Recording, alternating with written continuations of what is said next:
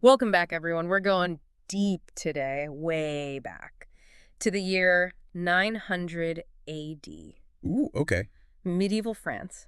And, it's fascinating what makes it through the centuries, right? Yeah. Today's source material, Yeah. it's a record from a council meeting, the Council of Rheims, Hmm. like ancient minutes, but way, way more serious. I'd say so, yeah. Hmm. These council meetings, they weren't messing around. This one especially. They were dealing with the aftermath of well, you could say a big event. Okay, lay it on me. The murder of Archbishop Fulco. Murder, huh? That's serious business, even today. But back then. Oh, you better believe it. And the way they describe it, you can tell this wasn't just some random street brawl. This was a huge deal. It really shook things up, the whole power structure. Yeah, okay, I'm seeing that. Even just starting to read this, the text doesn't hold back. They call it a wicked murder. Yeah, Wicked! absolutely. Unheard of since, well, the early church, they say. So who was this Fulco guy? He must have been more than just, an archbishop. Oh, yeah, he was a major figure. Our sources actually call him a protective wall for the church. That gives you an idea. A protective wall, huh? That sounds like he was in the thick of it. Oh, he was.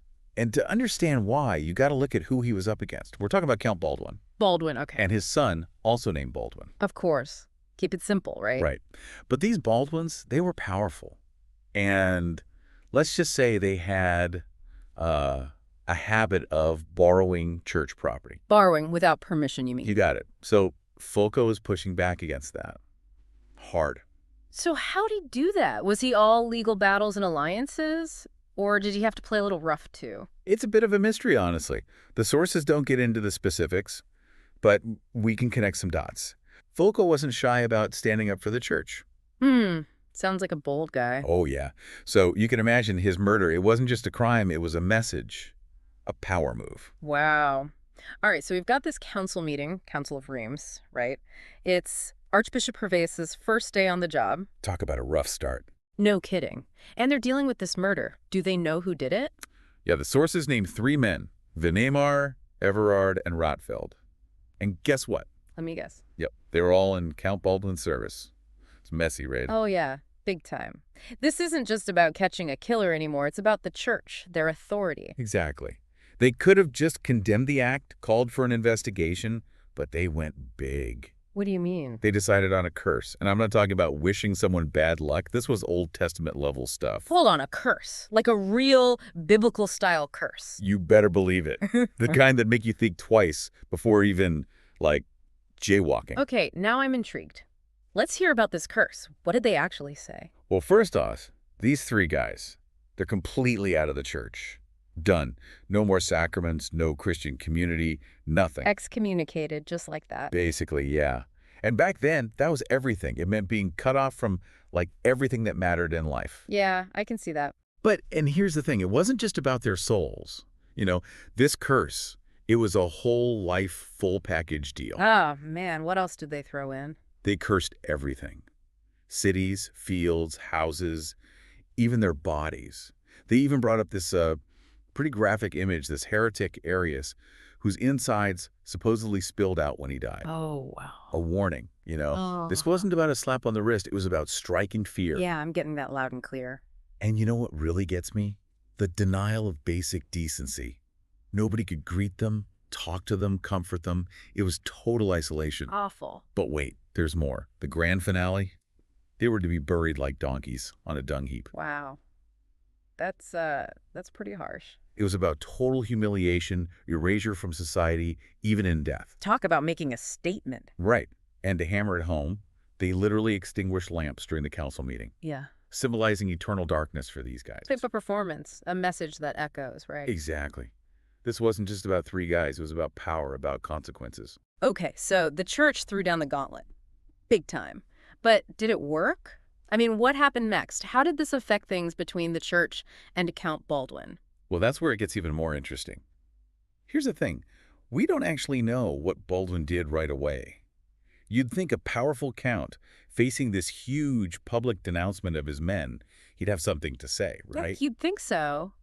But it's like he just disappears from the story. How do we explain that? Well, got to remember who wrote this stuff. It's all from the church's point of view.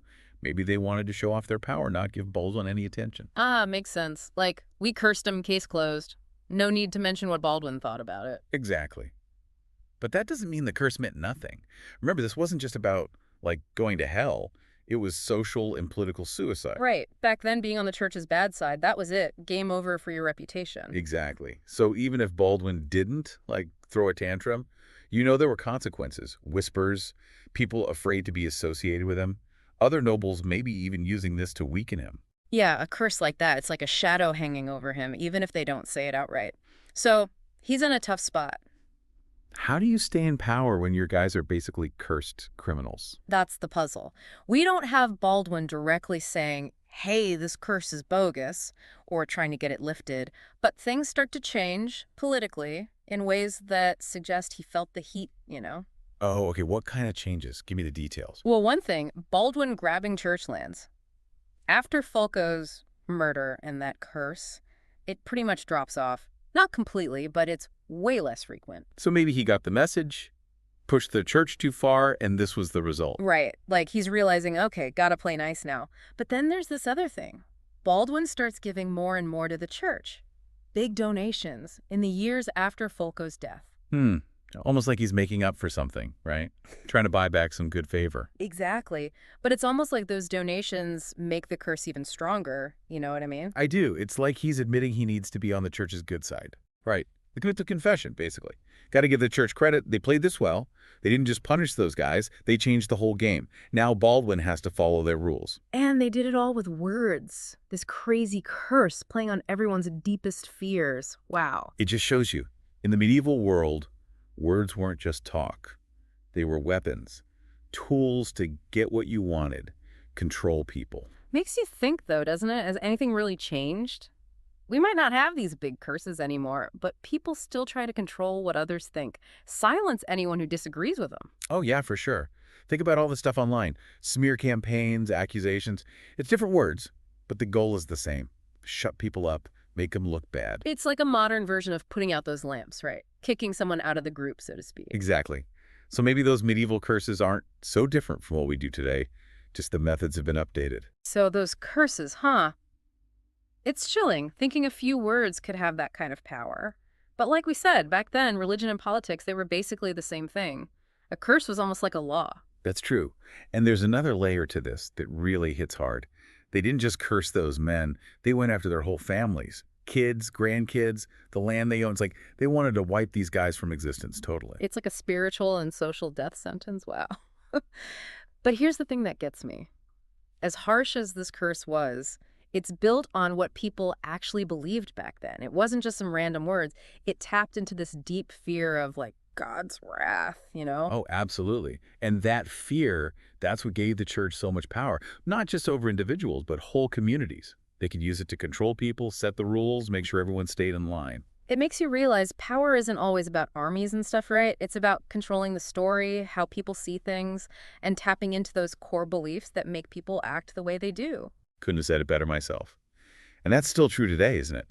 Look at politics, social movements, even just how we talk to each other. Words have this huge power to change minds, make people do stuff, create heroes and villains. It's like those old curses. They've just evolved. Instead of God striking you down, now we're afraid of being canceled, our reputation getting ruined. Exactly. The methods change, but the idea is the same. Yeah. Using words as weapons to get what you want to shape the world around you. Well, this deep dive has really made me think. It's incredible how stuff from over 1,000 years ago can still feel so relevant. It's like looking at our own world through this ancient lens to understand power and how beliefs shape everything. I agree. And for you, our listener, we leave you with this. As you go about your day, pay attention to the power of words. How are people using them to convince you, to manipulate you, to control you? And how can you use your words to challenge those stories, to speak up for what's right, to make the world a better place? Because in the end, that's what really matters, right? Not curses and punishments, but using our words to connect with each other, understand each other, and build a better future.